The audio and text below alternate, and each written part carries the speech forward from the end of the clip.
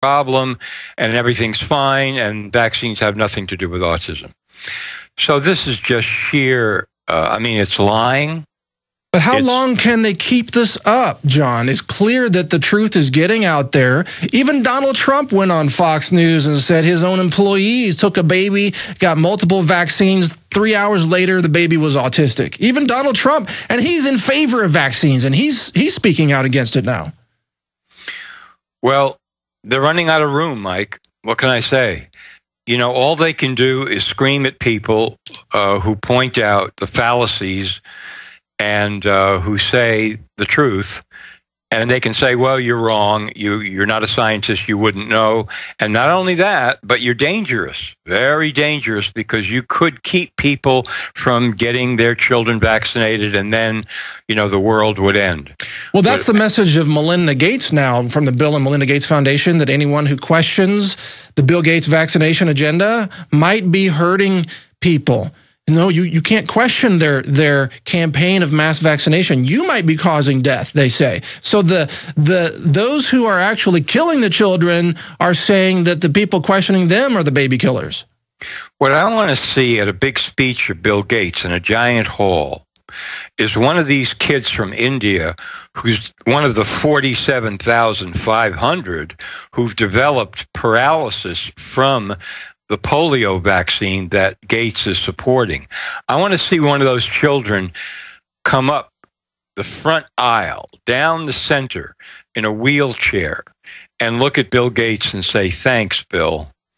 That's what I want to see, because that's what's really happening. Yeah, exactly. We need to have the confrontation of truth here.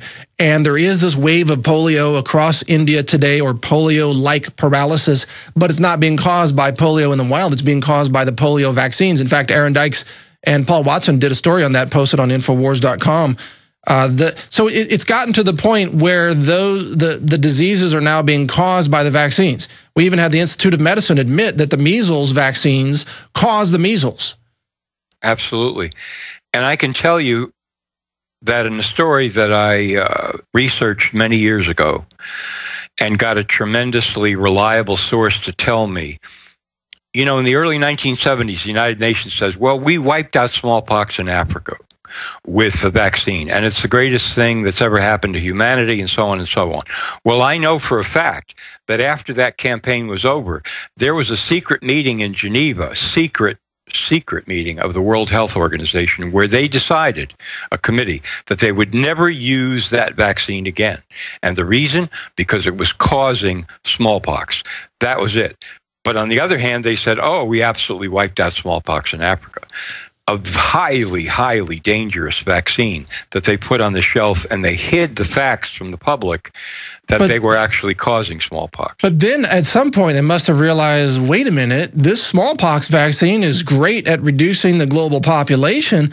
Let's keep the vaccine agenda moving forward so we can actually cause fatalities and reduce global population and just feed right into the eugenics global depopulation agenda, which Bill Gates openly admits he's a fan of. I mean, it's all right there. Right out there. He's right out in front. All right, we got to go to a break. We'll be right back with more with Jon Rappoport, more about vaccines and other topics straight ahead on The Alex Jones Show. Stay with us. We'll be right back. We had here last week, which is the way he wants. We're talking with Jon Rappoport, investigative journalist, researcher, about vaccines, seizures in children, and much more here on The Alex Jones Show this Sunday, April 22nd. This clock is throwing me off a little bit. I apologize to our listeners. But look, the news is hard-hitting. That's what matters, and our guest is right on the money. And we're going to be going into some of the details of not just vaccines, but talking about NSA surveillance. The NSA is now tracking 20 million transactions in total of the American people, your phone calls, your emails, other forms of data from from Americans. And this is all authorized under the USA Patriot Act. And it's something that the NSA said they were not doing in the past. They said they don't monitor your email. It turns out they are. Jon Rappoport joins us from NoMoreFakeNews.com. And John, What is your take on this just incredible expansion of the police state surveilling every little detail of our lives and tracking everything that we are doing and what we might do? Well, this was the agenda all along, Mike. I mean, the agenda was not to catch terrorists. The agenda is total control over the society so that they can say, okay, well, let's put these emails over here because these could be dangerous people. Well, what does that mean? Well, they can redefine that any way they want to. They can say, well, you're speaking out against the government, therefore you must be dangerous. So we put you in this pile over here, and we want to investigate, do a little background check, and so on and so forth. And, you know, I mean, I'm talking about it as if it's low tech, but that's basically what they're doing. They're filtering out these conversations, whether it's phone or email, and they're looking for keywords and phrases, and they're looking for what they consider to be danger signs because NSA is in charge of one of the main technical pillars of the New World Order. I mean, that's their job, is to keep everybody obedient, everybody talking about what they're supposed to be talking about and not talking about anything else. It's very simple. That's their gig. That's what they do. And they may as well come right out and say it. They may as well say, yes, this is what we represent. We're trying to keep you under wraps and repress anything that you might be thinking or saying that could be against the government, against the established order, against any government agency. In fact, when are we going to see surveillance, not only surveillance, but action taken? Well, you know, you spoke out against this mega corporation. And therefore, you know, we're going to institute some kind of a search warrant, or we're going to put you on a list. Well, wait a minute. We've already got this. We've got a corporation basically declaring war on the state of Vermont. Monsanto has threatened Vermont. This is now a corporation threatening a state. I've got it in my pile here. Monsanto's threatened Vermont with expensive lawsuits if Vermont goes ahead and requires the labeling of GMOs in that state. And in fact, Ronnie Cummins from the Organic Consumers Association penned an article that we published called "Is Vermont's Governor Surrendering to Monsanto?" So now we've got corporations strong-arming states of the union. And don't you think that's going to be backed up by the NSA? I mean, they could now say, okay, so let's focus on Vermont emails for a while. Let's you know, screw in the lens a little tighter, and let's see what the conversations are about vis-a-vis Monsanto, GMO foods, et cetera, because naturally we, the NSA, are behind Monsanto's effort to keep labeling away. All right, that's how it works. Let's take this, John, beyond the news. Let's go into the deep psychological reality that we're dealing with here. The human brain is not wired to recognize a slow creeping threat.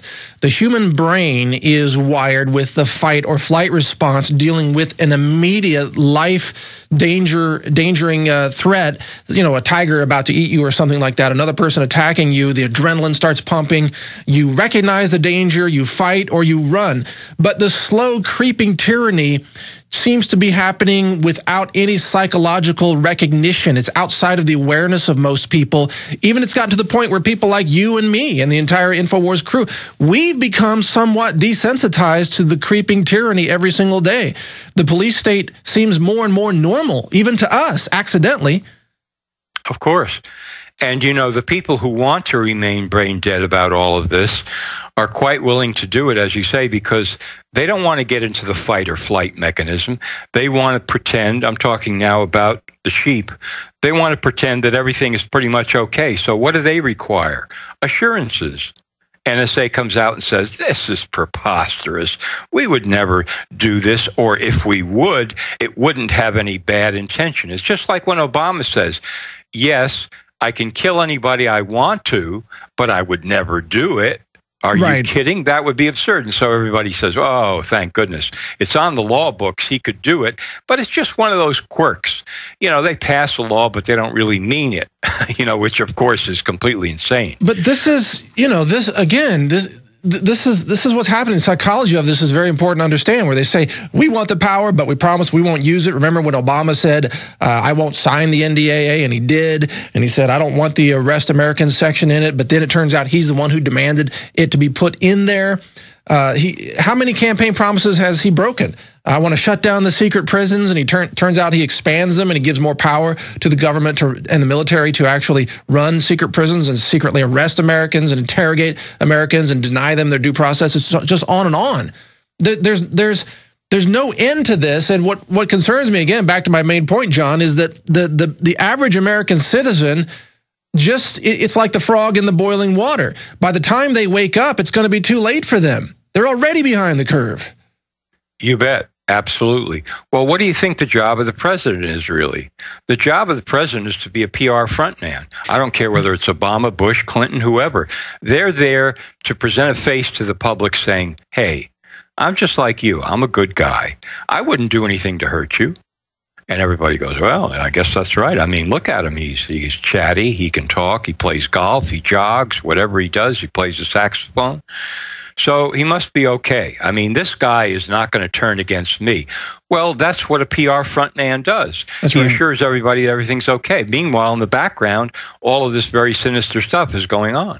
This is why I think Disney movies are very deceptive, because they train, if you watch a Disney movie for kids, the bad guys always look bad. They wear black, they have a sinister mustache, they talk in a sinister way. You can immediately identify they're the bad guy. But in the real world, a lot of the bad guys are prepped for television. They've got the teleprompters, the makeup, the hair, the right shoes, the right shoe shine color. There's been all kinds of polls and surveys of thousands of people to determine the exact color and shape of the tie. Should it be striped or solid? So they're put out there as this wonderful looking good guy, when in fact they're the demonic evildoer that the Disney movies would tend to portray as a sinister, evil looking person. You bet. I mean, who is the most sympathetic president we've had in memory? Jimmy Carter. I just like you, and I like you even more than I like you. I mean, and in the meantime, what's he doing? He's turning over the foreign policy of the United States to 6 guys from the Trilateral Commission. Right? And he's saying, it doesn't really matter because I like you, and I really like you. Wait, isn't that the slogan from 7-Up? You like it likes you. Jimmy Carter drinks 7-Up. That's exactly it. You see, that's the same technique. It's absolutely the same technique. And you're right. What we need from Disney, if you're listening, is we need a movie where the bad guy looks great. He looks terrific and he acts really great, and then the good guy looks bad. Let's just turn it around for a while, make about 50 of those, and people might start to wake up. Yeah, exactly. And I think look at what is really authentic. I think that's the key question. If you watch InfoWars, if you listen to Alex Jones, if you just look at what we wear, for example, you can tell this. I didn't spend a fortune on this wardrobe. This is my ranch shirt because I have goats and I have free-range chickens and I take care of ranch animals. And I was actually on a tractor this morning before I came in here, literally working on the tractor before the show. It's authentic. There are no teleprompters here, whether it's Rob Dew or John Baum or anyone who's hosting, Aaron Dykes. There are no teleprompters. This is reality. This is real live thinking people who aren't puppets. That's the difference, where everything from the conventional media, from the White House especially, is shaped and sculpted to push the buttons of your psychology that will make you love what they're doing. I think this is now turning against them because of the internet, because people are realizing just what you said, Mike. The people that are supposed to be authentic, who are the real phonies, they're relying on one script after another. Script, teleprompter. And when the teleprompter breaks down, they don't know what to do. Yeah, it's just literally somebody clueless. flipped the switch and they're just standing there. What do I do now? What do I say? Because I've got nothing, really. We should demand teleprompter-free representatives in Washington. Yeah, that's a great idea. A lot more with Jon Rappoport straight ahead. This is Mike Adams hosting for Alex Jones. We'll be right back after this break with much more. Stay with us. To the Alex Jones Show. This is Mike Adams, the Health Ranger, filling in for Alex on this live Sunday edition. Alex is working on other projects today, but he does have an interview with Senator Rand Paul coming up in about half an hour. And that looks to be a really interesting